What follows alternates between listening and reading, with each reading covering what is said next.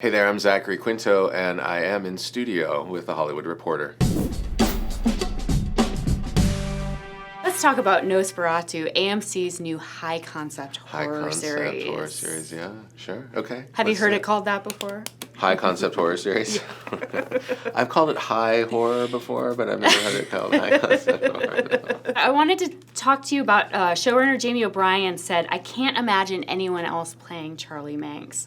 How does that make you feel? I feel like Jamie and I have had a great collaboration, and I really appreciated her spirit of openness and excitement about what we were doing, and so I couldn't really imagine playing the character with anybody else showrunning either. So, I mean, it's kind of a mutual feeling, you know. I really think that that she's created a pretty incredible dynamic for all of us, cast and crew alike.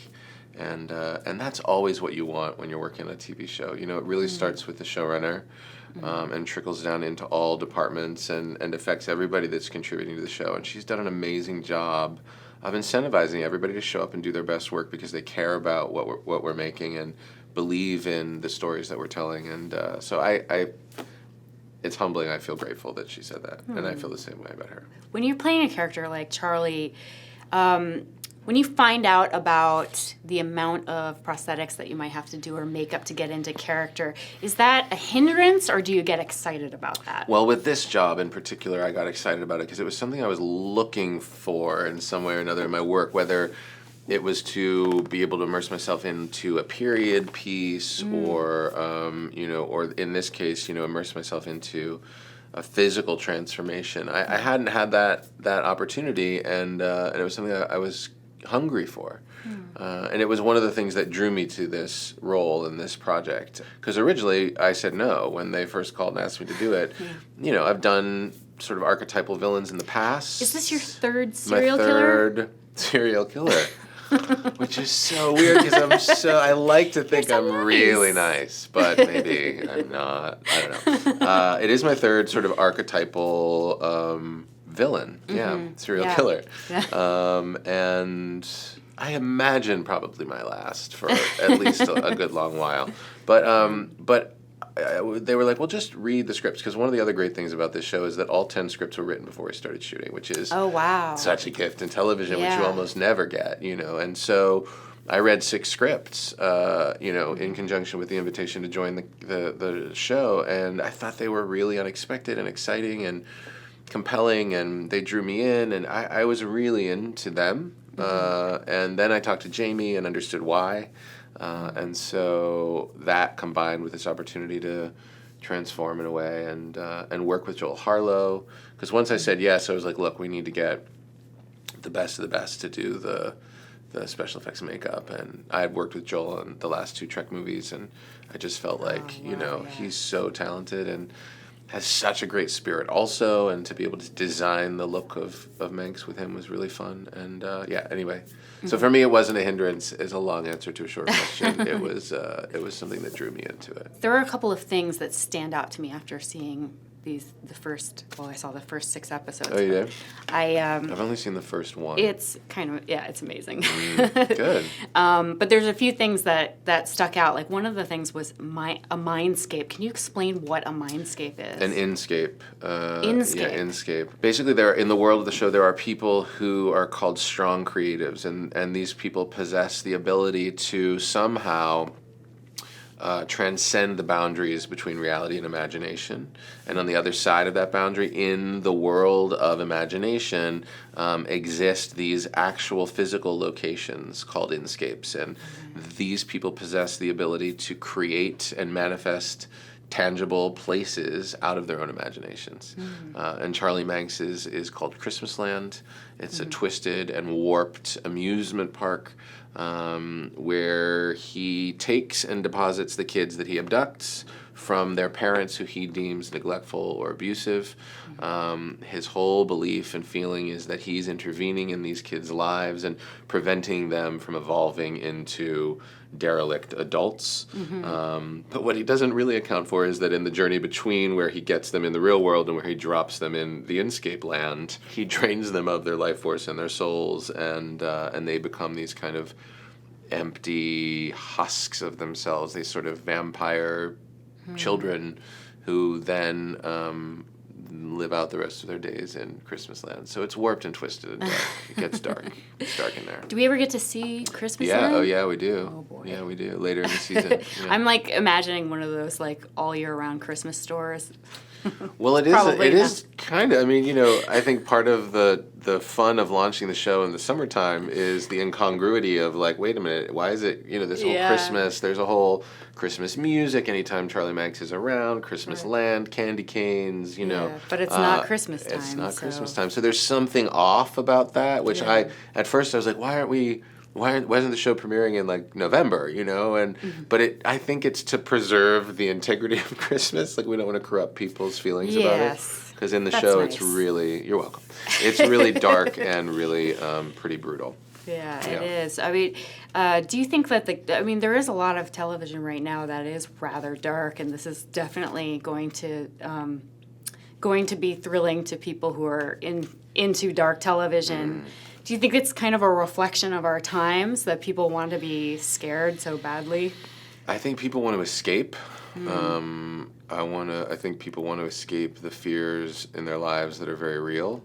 And so I think, going into a place where they can feel that sense of anxiety and dread, but it's measured and it's contextualized in a narrative structure that allows them to know at the end of an hour they can go back to the real fears of their lives. It gives them somewhere to go. I think that's part of it. But, horror stories have been a part of popular culture and folklore for generations and, trace back to, Edgar Allan Poe. And I was just in a place in New York where Edgar Allan Poe frequented, and I didn't know that. It's a place where I go. It's a restaurant that I go to often, and I was in the restaurant having dinner with a friend who said this is where Edgar Allan Poe used to come and drink and have meals, and it's like right near my house. I was like, what? That's amazing. Did you feel kind of a vibe off of once it? I knew that, there's like this lineage, which I think we're all a part of, which I'm really fascinated by and interested in, which is, like where does that creative energy go when it's not embodied anymore in a human? And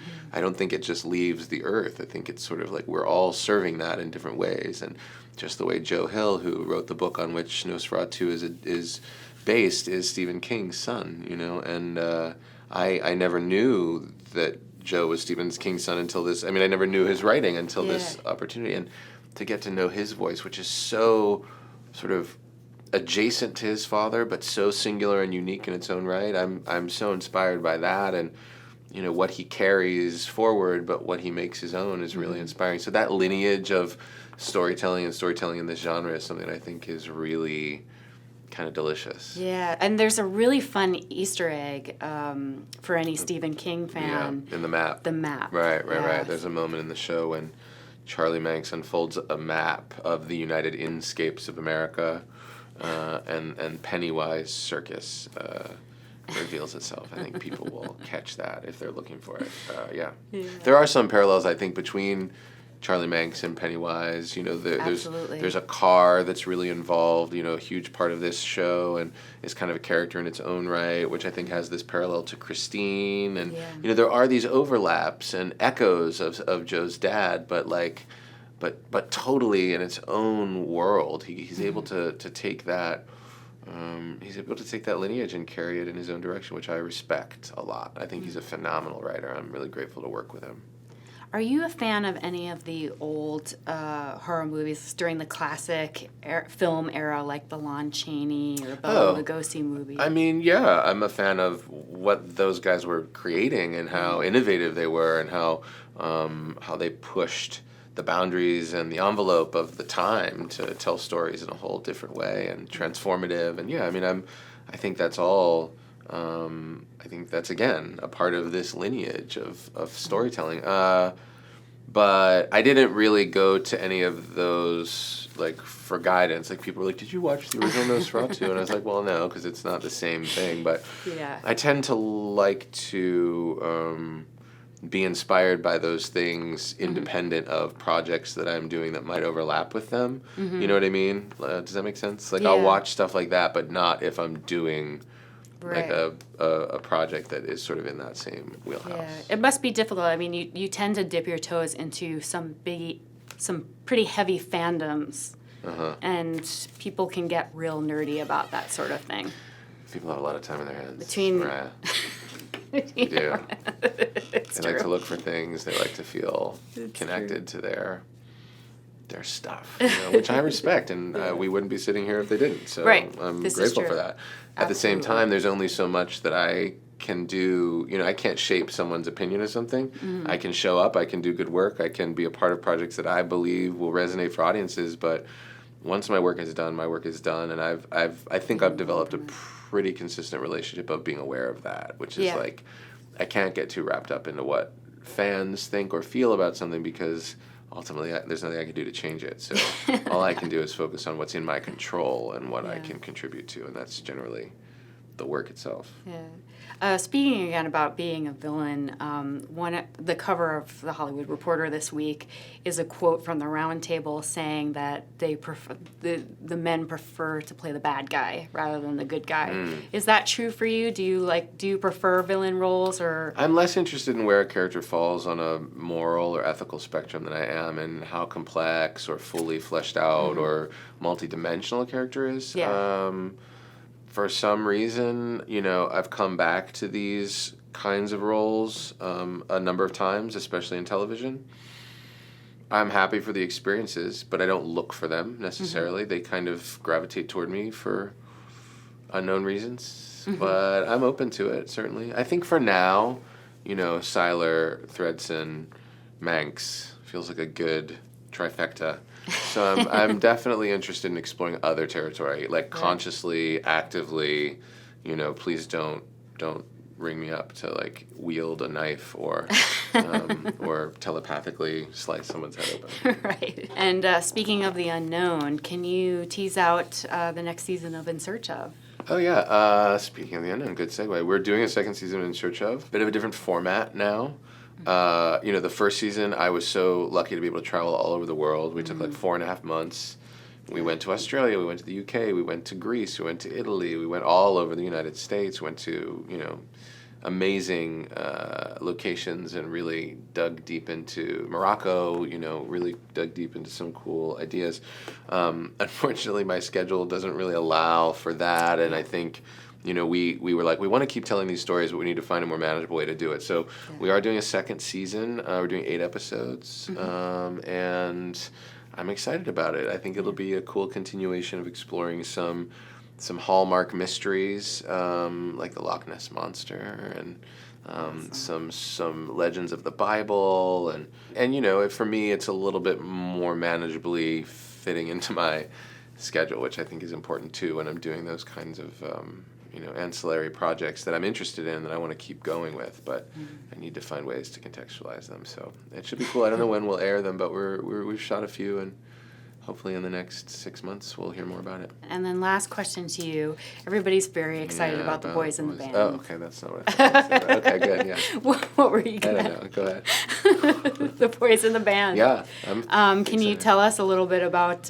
what we should expect? I just got the script yesterday. I haven't read it yet. I think we had a great time doing it on Broadway last summer, exactly a year ago, in fact. The whole cast is coming back, so it's everybody that did the play. Ryan Murphy's producing. Joe Mantello, who directed the Broadway production, is directing it. We're all very excited to come back and work together, and I think it's going to be a great summer. For those people who saw it on Broadway, I think this production, this film is going to be a little bit more grounded in the period. The style of the production was a little bit timeless. We didn't sort of root it firmly in the period of 1968 when it takes place, but I think the film will be more so that way. I'm really excited to be shooting in LA. To be out here is a real joy. I've been living back in New York for the last 6 years, so I'm really excited to come back and be in LA. I miss it. I love LA. Have a great summer then. Thank you. You too. Thanks, Zachary. All right, good to see you.